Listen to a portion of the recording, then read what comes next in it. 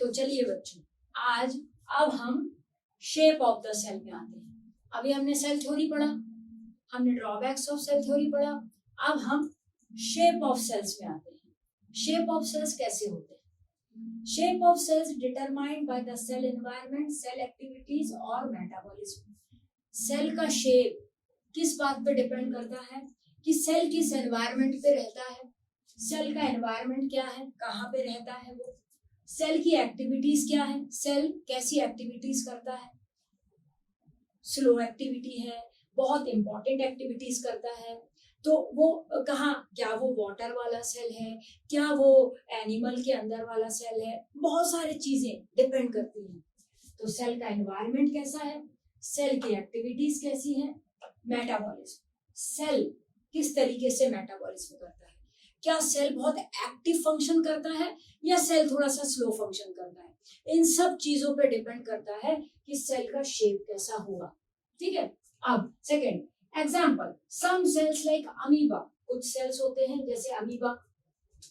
Amoeba आप लोगों ने बहुत बार अमीबा का शेप देखा होगा। अमीबा, ये देखिए अमीबा ऐसा, this is amoeba. Amoeba have changing shape, amoeba का शेप चेंज होता रहता है। अमीबा का एक कोई फिक्स्ड शेप नहीं रहता, अमीबा अपने शेप को चेंज करता है। अमीबा अपने शेप को चेंज क्यों करता है? क्योंकि वो फैगोसाइटोसिस करता है, खाना खाना है उसको, सेल का ईटिंग, ठीक है। और अपने आप का लोकोमोशन के लिए, लोकोमोशन मतलब चलने के लिए, वो कैसे चलेगा, उसके पास ना सीलिया है ना फ्लैजेला है, तो वो मूवमेंट करने के लिए, लोकोमोशन करने के लिए भी उसका सेल का शेप चेंज होता है। ठीक है, वो सीडोपोडिया बनाता है। क्या होता है ये हम ये सारी चीजें समझेंगे। अभी सिर्फ पहले समझते हैं शेप ऑफ सेल कैसा होता है। Some cells have fixed shape, euglena, paramecium, nerve cell. Euglena, paramecium, nerve cell. अब देखिए छोटा छोटा बना रही हूँ, जरा देख लीजिए। दिस इज पैरामीशियम, ये देखिए यहाँ बना रही हूँ मैं पैरामीशियम, इसको बहुत ध्यान से देखिए, छोटा सा सेल है, ये देखिए this is paramecium. Unicellular, protozoan, protist, ठीक है, कितने सारे सीलिया देखिए, this is paramecium, unicellular. Euglena, ये देखिए यहाँ बना देती हूँ छोटा सा यूग्लिना, देखिए ऐसा, इतना बड़ा इसका एक फ्लैजेला है मूवमेंट करने के लिए। This is Euglena. इनका शेप फिक्स्ड है, ये अपने शेप को चेंज नहीं करते। नर्व सेल, ये देखिए यहाँ पे है, this is nerve cell, wire जैसा स्ट्रक्चर, ठीक है। क्यों है? सेल का एनवायरनमेंट, सेल किस जगह रह रहा है, क्या काम कर रहा है, उसके अकॉर्डिंगली उसका शेप होता है। सेल की एक्टिविटी, सेल का वर्क क्या है, सेल क्या वर्क करता है, उसके अकॉर्डिंगली उसके बॉडी का शेप बनता है। मेटाबॉलिज्म, सेल कितना एक्टिव है, मेटाबॉलिक एक्टिविटीज में कितना पार्टिसिपेट करता है, उसके ऊपर भी उसका शेप डिपेंड करता है। ठीक है। अब जैसे इन ह्यूमन बॉडी, हमारी जो बॉडी है उसमें करीब करीब 200 टाइप के सेल्स हैं, 200 टाइप के सेल्स। अब सारे सेल्स को तो हम यहाँ डिस्कस नहीं कर सकते, कुछ इंपॉर्टेंट सेल्स जो मैं आपको डिस्कस कर रही हूँ यहाँ पे देखिए, आपको स्क्रीन में यहाँ पे बोर्ड पे लिखा हुआ है, आप देखिए। फर्स्ट है smooth muscle cells. Muscle cells आपके बॉडी की मसल सेल, ठीक है। आपके पूरे बॉडी में, आपका फोर लिम्ब, आपका हिंड लिम्ब, ठीक है, आपके बैक पोर्शन में, आपके पूरे बॉडी में, जो लेग्स में, सब में जो मसल्स काम करती हैं उन्हें बोला जाता है स्मूथ मसल सेल्स। ठीक है। एक्चुअली वो स्मूथ मसल सेल्स क्या होती हैं? एक्चुअल अगर हम पढ़ें तो स्मूथ मसल सेल्स हमारे इंटरनल ऑर्गन्स में प्रेजेंट रहती हैं। हमारे ये पूरे बॉडी में actually striated muscle cells present रहती हैं, मल्टी न्यूक्लिएटेड सेल्स, उनको स्ट्रेटेड मसल सेल्स बोला जाता है। वो इस टाइप की होती है, देखिए ऐसे ऐसे टाइप की, ऐसे। ये एक्चुअली हमारे पूरे बॉडी में स्केलेटल के साथ जुड़ी हुई मसल्स है। इसमें ऐसे टाइप के डार्क और लाइट, ये टिश्यूज वाले चैप्टर में हम इसको पूरा अच्छे से पढ़ेंगे, अभी इसको उतना अच्छे से नहीं समझाऊंगी। ये देखिए, एक्चुअली 3 टाइप के हमारे मसल सेल्स होते हैं। एक होता है हमारा स्मूथ मसल सेल, एक होता है हमारा स्ट्रेटेड मसल सेल्स, एक होता है हमारा कार्डियक मसल सेल्स, जिसको हम टिश्यू चैप्टर में समझेंगे।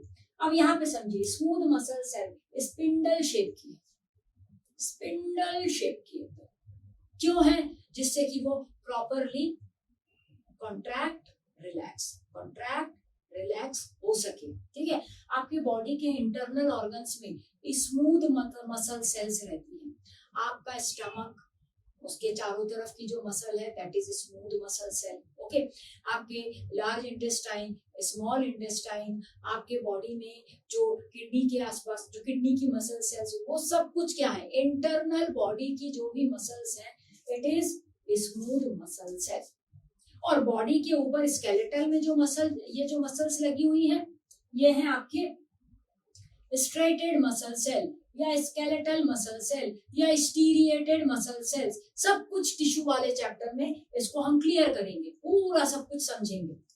थर्ड है blood cells, round biconcave discoid shape का। ये देखिए आपको, ये है हमारा आरबीसी। ठीक है, प्लेटलेट्स जो होते हैं वो ऐसे टाइप के शेप के होते हैं, स्टार टाइप के शेप, ऐसे टाइप के शेप। ठीक है, आरबीसी क्या करता है? ऑक्सीजन का कंडक्शन करना, सप्लाई करना, आरबीसी का काम है। तो उसका शेप क्या है? ओवल टाइप का शेप है। क्यों?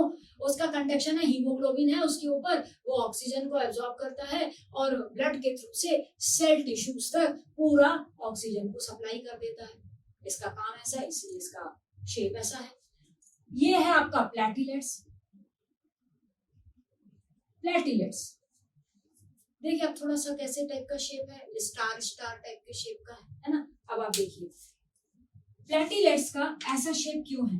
प्लेटलेट्स क्या काम करता है? प्लेटलेट्स करता है क्लॉटिंग, ब्लड को जमा देने का काम प्लेटलेट्स का है। अब देखिए ऐसे टाइप का शेप है, जैसे ऐसे। ठीक है, अब आप देखिए प्लेटलेट्स ऐसे फंस जाते हैं, ऐसे टाइप से। आप देखिए अगर कोई भी सेल ऐसे एक दूसरे को लॉक कर लेगी तो ऑब्वियसली इसमें से कोई भी चीज लिक्विड फ्लो नहीं हो पाएगी, होगा कि नहीं, है ना। तो इसका शेप क्यों है? जैसे कि क्लॉटिंग करता है, जहां पर भी कट जाएगा, छिल जाएगा, ब्लड फ्लो होने लगता है। ब्लड फ्लो होगा, पूरी बॉडी का ब्लड फ्लो हो जाएगा, उसको रोकना जरूरी है ना।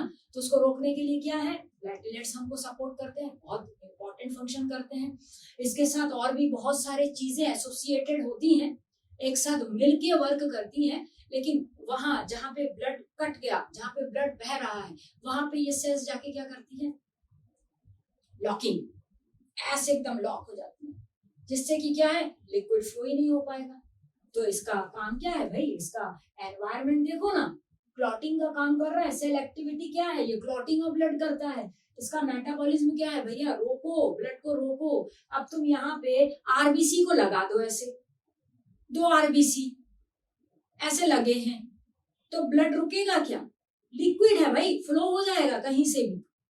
लेकिन ये देखिए दिस एकदम लॉकिंग, ये लॉकिंग थोड़ी ना है, ये तो बीच में से कहीं से भी लिक्विड है, ब्लड तो फ्लूइड है, बह जाएगा। तो उसके लिए सेल कैसा चाहिए? एकदम लॉक्ड, जिससे कि ब्लड फ्लो ना हो सके, that is platelet. Okay, next है आपका ओवम। ये ओवा क्या करता है? ये एक तरह का हमारा गैमिड है। गैमिड मतलब क्या? ये रिप्रोडक्शन करने में, ये जो मेल और फीमेल की बॉडी में, जो फीमेल्स की बॉडी होती है उनमें ओवाज बनते हैं। ठीक है, ये हैप्लॉइड सेल्स होते हैं। हम इसको आगे वाले कुछ चैप्टर में पूरा अच्छे से समझाऊंगी। अभी आप समझिए, ओवम जो होते हैं वो स्फेरिकल शेप होते हैं, एकदम गोल, मूवमेंट नहीं करते, अपनी जगह में रहते हैं। इनका काम क्या है? ये गैमेट है। ये क्या करेंगे, मेल गैमेट के साथ फ्यूज करके, स्पर्म के साथ फ्यूज करके जाइगोट का फॉर्मेशन करेंगे। जाइगोट क्या है, आगे की जनरेशन में ऑफस्प्रिंग बनाएगा। ऑफस्प्रिंग मतलब क्या, बच्चे पैदा होंगे।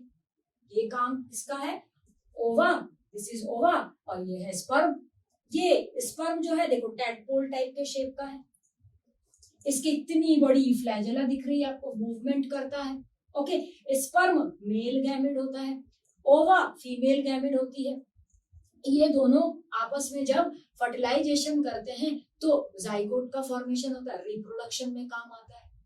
ये हम रिप्रोडक्शन वाले चैप्टर में समझ लेंगे। देखिए शेप देखिए, ओवा मूवमेंट नहीं करती, लेकिन स्पर्म को मूव करके जाना पड़ता है, मूवमेंट करना पड़ता है। तो देखिए उसका फ्लैजेला है, बॉडी एकदम स्ट्रीमलाइन बॉडी है, जिससे कि जल्दी से इसको मूवमेंट करना पड़ता है। ऑब्वियसली जैसा एनवायरमेंट, जैसी सेल की एक्टिविटी, जैसा उसका मेटाबॉलिज्म, वैसी उसका शेप।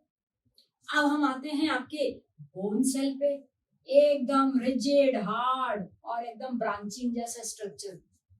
अब आप सोचो, आपकी बॉडी का फ्रेमवर्क बोन ही बनाता है, ठीक है।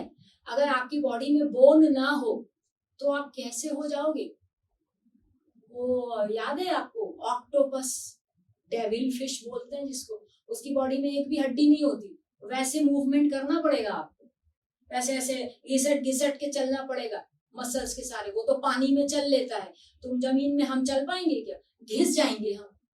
हमारा बॉडी का फ्रेमवर्क कौन बनाता है, बोन। अब वो रिजिड और हार्ड नहीं होगा तो हम तो ऐसे ही क्या हो जाएंगे, मोलेस्कस जैसे हो जाएंगे। मोलेस्कस मतलब जैसे कि ऑक्टोपस है, तो ऐसे तो नहीं चल पाएंगे ना। तो क्या होगा, हमारे बोन सेल को क्या है भाई, उसका सेल एनवायरनमेंट क्या है, फ्रेमवर्क बना रहा है बॉडी का। सारे सेल उससे, सारे मसल्स वगैरह जो है उसी के साथ अटैच होके बॉडी को एक शेप प्रोवाइड करेंगे। वही अगर नरम रहेगा तो कैसे चल पाएगा, फ्रेमवर्क नहीं बना पाएगा। तो उसका हार्ड होना बहुत जरूरी है, क्योंकि उसके सेल का एनवायरनमेंट क्या है भाई, वो फ्रेमवर्क बनाता है। एक्टिविटी क्या है, मजबूती प्रदान करता है। मेटाबॉलिज्म क्या है, आपको रिजिडिटी देता है, आपके सारे बॉडी के ऑर्गन्स को सपोर्ट करके रखता है। तो ऑब्वियसली बोन सेल क्या होगा, रिजिड और हार्ड, और ब्रांच, ब्रांच मतलब क्या, इस टाइप के एक दूसरे के साथ लगे हुए, वही सेम सेम लॉकिंग, जैसे प्लेटलेट्स का बताया, सारे सेल्स एक साथ फंसे हुए, फ्रेमवर्क एकदम स्ट्रॉन्ग, मजबूती दिए, ठीक है। इसके बाद है फैट सेल्स। हमारी बॉडी में फैट सेल का होना बहुत जरूरी है, क्योंकि वो हमें इंसुलेशन करता है, इंसुलेट करता है। इंसुलेट करता है मतलब वो हमारी बॉडी को एक तरह का हीट प्रोवाइड करता रहता है, बॉडी में वार्मनेस रहता है। हम वार्म ब्लडेड एनिमल, ब्लड के साथ साथ हमारा ये जो सेल है फैट सेल, इसको एक्चुअली हम टिश्यूज वाले चैप्टर में पढ़ेंगे, कनेक्टिव टिश्यू। ये एक्चुअली होता है adipose, adipose cells, these are known as adipose cell. Fat को, लिपिड को अपने अंदर रखता है। ये और भी बहुत सारे सेल्स में काम आता है, जैसे आपके किडनी के अंदर, आपके स्टमक के अंदर, बहुत सारी जगह में प्रेजेंट रहता है। हम टिश्यूज में पढ़ेंगे इस चीज को। कॉलमनार एपिथेलियम, पिलर जैसे सेल्स, देखो कहाँ गया columnar epithelium, this is columnar epithelium. Pillar pillar pillar जैसे शेप, और यहाँ पे ये क्या है, सीलिया, छोटे छोटे हेयर लाइक प्रोजेक्शंस। कहाँ ज्यादा प्रेजेंट रहते हैं, रेस्पिरेटरी सिस्टम में। नाक, नाक के अंदर जो नॉस्ट्रिल का क्या होता है, दैट इज नेजल पैसेज। नाक के अंदर एक पैसेज होती है जिसको नेजल पैसेज बोला जाता है। उसके अंदर आपने देखा होगा कि नाक के अंदर बहुत छोटे छोटे हेयर लाइक प्रोजेक्शंस प्रेजेंट रहते हैं। वो क्या है एक्चुअली, ये सिलिएटेड कॉलमनार एपिथेलियम सेल्स हैं, सीलिया। क्यों, जिससे कि किसी भी टाइप का जर्म, माइक्रो ऑर्गेनिज्म, डस्ट के पार्टिकल, कुछ भी जब हमारे नाक के अंदर हवा के साथ एंटर करते हैं तो क्या होता है, ये सीलियाज उसको क्या करते हैं, ट्रैप कर लेते हैं। और इसी के साथ साथ कुछ दूसरे भी क्यूबॉइडल सेल्स टाइप के सेल्स भी प्रेजेंट रहते हैं, जो कि म्यूकस को सिक्रीट करते रहते हैं। एक तरह का म्यूकस सिक्रीशन होता है जिसमें कि वो बैक्टीरिया या माइक्रो ऑर्गेनिज्म ट्रैप हो जाता है और आगे नहीं बढ़ पाता और उसको वहीं पे लॉक कर दिया जाता है। पूरे रेस्पिरेटरी सिस्टम में विंड पाइप तक और ब्रोंकियोल्स तक हमारे सिलिएटेड कोल्यूमिनर एपिथेलियम प्रेजेंट रहते हैं। सिलिएटेड कोल्यूमिनर एपिथेलियम का फंक्शन क्या हुआ? ये डस्ट और माइक्रो ऑर्गेनिजम्स को ट्रैप करने का काम करता है, तभी तो क्लीन एयर हमारे लंग में जाएगी। क्लीन एयर अगर नहीं गई, ऐसे कंटैमिनेटेड एयर अगर हमारे बॉडी के अंदर लंग में चली गई, दूषित हवा, पॉल्यूटेड एयर, तो क्या होगा? हमारा लंग इन्फेक्ट हो जाएगा, हम तो जिंदा ही नहीं रह पाएंगे। इसलिए बॉडी का देखा आपने किस तरीके से कॉम्बिनेशन बनाता है, जहां सिलिएटेड सेल की जरूरत वहां सिलिएटेड सेल है, जहां पे सिलिएटेड सेल की नहीं जरूरत वहां पे रख के क्या करेगा? जहां पे इस टाइप का स्पर्म गैमेट बनाना है जो कि जल्दी मूवमेंट करके फर्टिलाइजेशन करेगा, तो वहां पे फ्लैजेलास दे दिए उसके। ओके, अब हम आगे और चलेंगे। ये नर्व सेल छूट गया, उसको भी मैं बताऊंगी आपको। कोल्यूमिनर एपिथेलियम लॉन्ग और नैरो होते हैं और सिलिएटेड कोल्यूमिनर जो होते हैं उनमें तो सिलियस रहते हैं। ओके, और जो कोल्यूमिनर एपिथेलियम है वो कैसे हैं? सिंपल कोल्यूमिनर जैसे, ऐसे लंबे लंबे। दिस इज कोल्यूमिनर और दिस इज सिलिएटेड कोल्यूमिनर। ओके, दो टाइप के सेल आपकी बॉडी में देखिए। जो स्मॉल इंटेस्टाइन होता है उसमें फिंगर लाइक प्रोजेक्शंस निकले हुए रहते हैं, उनको बोला जाता है विलीज। आपने पढ़ा होगा छोटी क्लास में, विलीज रहते हैं। विलीज क्या करते हैं? जो हमारा डाइजेस्टेड फूड है ना, डाइजेस्टेड मतलब फूड जो कि पूरी तरीके से वाटर फॉर्म में आ चुका है स्मॉल इंटेस्टाइन में, उसको एब्जॉर्ब करने का काम कौन करता है? कोल्यूमिनर एपिथेलियम सेल। ये देखो ऐसे फिंगर लाइक सेल्स, ऐसे वाले, ऐसे विलीज, ऐसे टाइप के कोल्यूमिनर एपिथेलियम सेल्स। ओके, ये क्या करते हैं? फूड को एब्जॉर्ब करके पूरे बॉडी में डिस्ट्रीब्यूट करने का, एब्जॉर्ब करने का काम है कोल्यूमिनर एपिथेलियम का। डिस्ट्रीब्यूट करने का काम किसका है? ब्लड का, ट्रांसपोर्टेशन सिस्टम का। ओके, तो ये कोल्यूमिनर एपिथेलियम स्मॉल इंटेस्टाइन में प्रेजेंट रहते हैं एज ए टाइप विलीज के फॉर्म में। इसके बाद है WBC, white blood cell. Immune system आपका, पूरे बॉडी का इम्यून सिस्टम कौन देता है? WBCs बहुत सारे टाइप के होते हैं, leukocyte, lymphocytes, neutrophils, eosinophils, natural killer cells, बहुत टाइप के। जब हम हायर स्टडीज में जाएंगे तो ये सारे सेल्स के बारे में पढ़ेंगे। WBCs अमीबॉइड शेप के होते हैं, अमीबा। इसका अमीबा टाइप का शेप होने का क्या कारण है? ये अगर रिजिड रहेगा तो जर्म्स को कैसे खाएगा, जर्म को एनगल्फ कैसे करेगा? तो इसको तो अमीबा टाइप का शेप होना पड़ेगा। जैसे ही जर्म्स इसके पास आएगा इसको वो खा लेगा। मान के चलो ये जर्म है, ये माइक्रो ऑर्गेनिज्म है, ये है WBC, तो क्या करेगा? ये मूवमेंट करते करते आएगा, अपना सीडोपोडिया बनाएगा, ऐसे खा लेगा, इसको खत्म कर देगा। अब सोचो ये रिजिड है, ऐसे टाइप का बोन सेल जैसा, प्लेटलेट जैसा, तो क्या होगा? खा पाएगा क्या? देखो खाएगा, ये बैक्टीरिया इधर उधर से निकल जाएगा। इसका सेल क्या है? ऐसे टाइप का है, अमीबा टाइप। कोई भी शेप में चेंज हो जाए, जैसे ही ये माइक्रो ऑर्गेनिज्म इसके सामने आएगा तो क्या करेगा? तुरंत इसको पकड़ के ये खा लेगा। ठीक है, तो इसलिए इसका शेप क्या है? अमीबॉइड टाइप का शेप है। क्यूबॉइडल सेल्स, क्यूब शेप वाले, ये देख रहा है आपको, ये देखिए, this is cube shape. Cube shape के सेल्स हैं, ज्यादातर ये सिक्रीशन करने में हेल्प करते हैं। सेलाइवरी ग्लैंड, ये जो भी हमारे ग्लैंड्स है ना, वो इस टाइप के, स्टमक में भी, स्टमक की लाइनिंग में भी क्यूब टाइप के सेल्स रहते हैं जो किसी तरह का सिक्रीशन करते हैं। HCl सिक्रीशन किया, इंसुलिन का सिक्रीशन हुआ पैनक्रियाज में से, या फिर एक साथ ये पूरा क्यूबॉइडल सेल एक साथ ना मिलके एक बड़ा ग्लैंड टाइप का बना लेते हैं और सलाइवा का सिक्रीशन, हार्मोन्स का सिक्रीशन करना शुरू कर देते हैं। इनको हम बोलते हैं क्यूबॉइडल सेल्स, क्यूब टाइप के शेप के। किडनी में भी थोड़े बहुत, किडनी में तो वैसे नॉर्मली नेफ्रॉन्स प्रेजेंट रहते हैं, न्यूरॉन्स तो होते हैं नर्व सेल्स।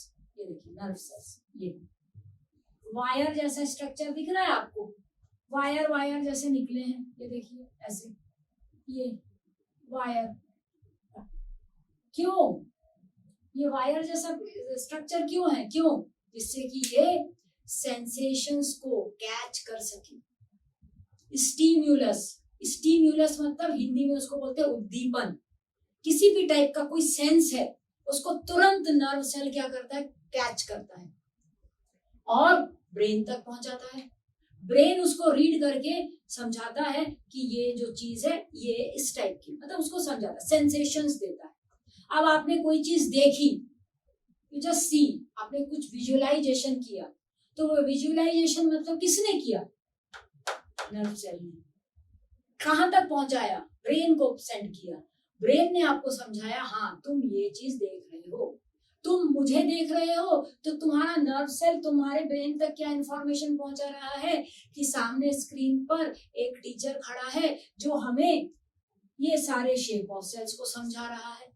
तुम विजुअलाइज कर रहे हो मुझे, मुझे देख रहे हो, सुन रहे हो तुम मुझे, तो तुम्हारा कौन सा वाला सेल काम कर रहा है, कान, योर ईयर्स, ये भी तो सेंसेशंस है, सुन रहे हैं भाई, आप सुन के पहुंचा रहे हो कहां तक, ब्रेन तक, तो that is also a function of nerve cell.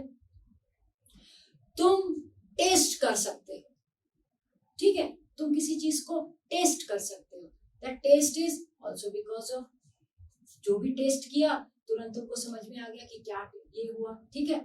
अब दूसरा चीज है स्मेलिंग, तुम स्मेल लेते हो, कोई भी अच्छी खुशबू, फ्रेग्रेंस आई, या कोई अच्छी खुशबू नहीं है, जो भी कोई भी चीज घर में बन रही है उसकी खुशबू तुमको मिली, तो क्या सेंसेशन मिला ना, क्या सेंसेशन मिला कि कुछ अच्छा बना रहा है आज घर में, कुछ अच्छा पक रहा है, आज अच्छी सब्जी नहीं बन रही है, स्मेल से ही पता चल जाता है। स्कूल से लौटते समय गेट खोलते खोलते ही समझ में आ जाता है कि पढ़िए आज तो पनीर बनी है, बगैर देखे कैसे समझ में आ गया, नर्व सेल, कैसे सेंसेशन हुआ, नाक से खुशबू गई और ब्रेन तक पहुंची, ठीक है। स्किन, ये भी आपका एक सेंसरी ऑर्गन्स है, 5 सेंसरी ऑर्गन्स हैं आपके, और वो सारे 5 सेंसरी ऑर्गन्स आप देखिए आपके ब्रेन के पास है, बिल्कुल फेशियल, फेस के पास पूरा सारा 5 सेंस ऑर्गन, स्किन बस है जो बॉडी के पूरे पार्ट्स में है। स्किन, टच,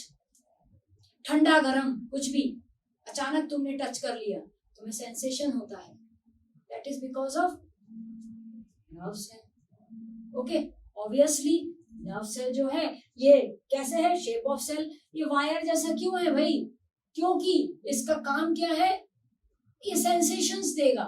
अब ये ऐसे टाइप का होगा तो सेंसेशन दे पाएगा, कैच ही नहीं कर पाएगा। एडिपोज सेल जैसा, पॉल्यूमिनार एपिथेलियम सेल जैसा, ये कैसे सेंसेशन देगा। ये देखिए वायर जैसे लंबे लंबे 1-1 मीटर तक होते हैं, 1-1 मीटर तक का शेप होता है इनका, तुरंत कंडक्शन करते हैं, मिली सेकेंड्स में आप तक पहुंच जाता है क्या, वो जो भी सेंसेशन आपको देखा या जो भी आपने फील किया वो आपके ब्रेन तक तुरंत इंफॉर्मेशन पहुंचाना, वो इंफॉर्मेशन पहुंच गया आपके ब्रेन तक, किसके थ्रू से, नर्व के थ्रू से। ओके, तो ये सब हैं हमारे shape of sales.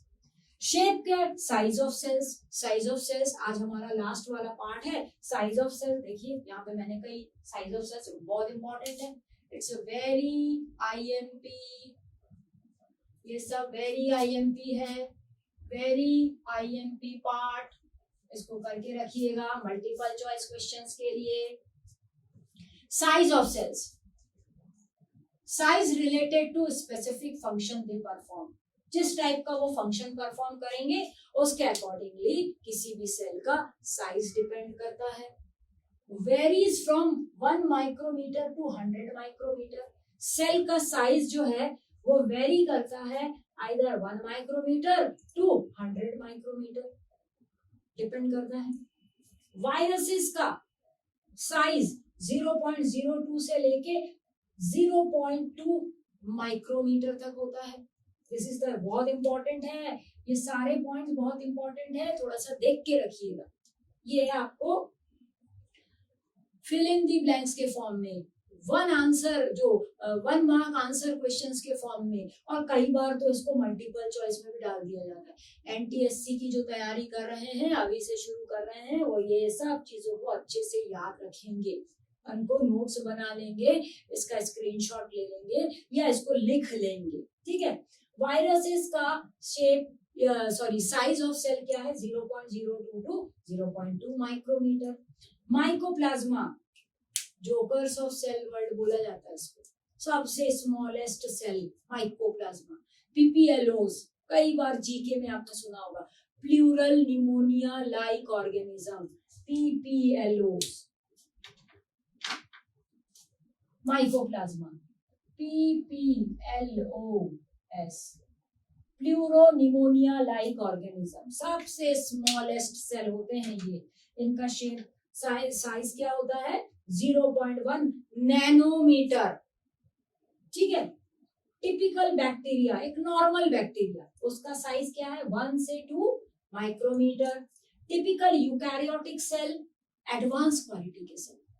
Bacteria prokaryotic, eukaryotic plant cell, animal cells, ये सब प्रोटिस्ट, ये सब क्या है, eukaryotic cell.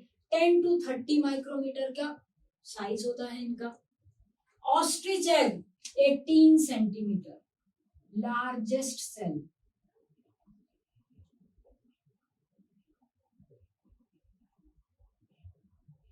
Largest cell ostrich egg. Smallest cell mycoplasma, smallest cell mycoplasma. Largest cell is ostrich, 18 centimetre. Okay, nerve cell, human being में, humans में 1-1 metre लंबे होते हैं, क्योंकि इसका काम क्या है, कंडक्शन करना। किसका कंडक्शन करना, सेंसेस का कंडक्शन करना। तभी तो हम बहुत सारी चीजों को एकदम एक साथ सेंस कर लेते हैं, सुन भी रहे हैं, देख भी रहे हैं, बोल भी रहे हैं, सेंसेशंस भी कर रहे हैं, टेस्ट भी कर लेते हैं। एक साथ हमारा पूरा नर्व सेल पूरे हमारे 5 सेंस ऑर्गन्स में है, और वो एक साथ हमें फंक्शंस करवा सकते हैं, और एक साथ हमें पूरे चीजों का कंडक्ट करके आपको रिपोर्ट दे देते हैं कि आप क्या देख रहे हो, आप क्या सुन रहे हो, आप क्या खा रहे हो, आप क्या स्मेल कर रहे हो, सब कुछ आपको, क्या हीट कोल्ड, क्या टच आया, सब कुछ पता चल जाता है। ओके, तो आज तक का हमारा इतना ही सेशन था। Cell theory, drawbacks of cell theory, shape of cell और साइज ऑफ सेल, बहुत इंपॉर्टेंट। अब हम नेक्स्ट क्लास में स्टार्ट करेंगे सेल के ऑर्गेनेलीज से। ओके, सेल के ऑर्गेनेलीज में nucleus, plasma membrane. Plasma membrane is not a cell organelle, वो तो उसका आउटर कवरिंग होता है, उसको तो हम बहुत ज्यादा थोड़ा सा डिटेल में पढ़ेंगे। तो पहले हम सेल ऑर्गेनेलीज से स्टार्ट कर लेंगे। Golgi body, endoplasmic reticulum, nucleus, plastid, mitochondria, vacuole, lysosome, ये बहुत इंपॉर्टेंट है। इनको छोटा छोटा करके पढ़ेंगे, उसके बाद हम प्लाज्मा मेम्ब्रेन को भी बीच में आपको समझाएंगे, ठीक है। तो इसको आप लोग प्लीज थोड़ा सा नोट डाउन कर लीजिएगा और बताइएगा कि आपको समझ में आया या नहीं आया। Okay, thank you, bye.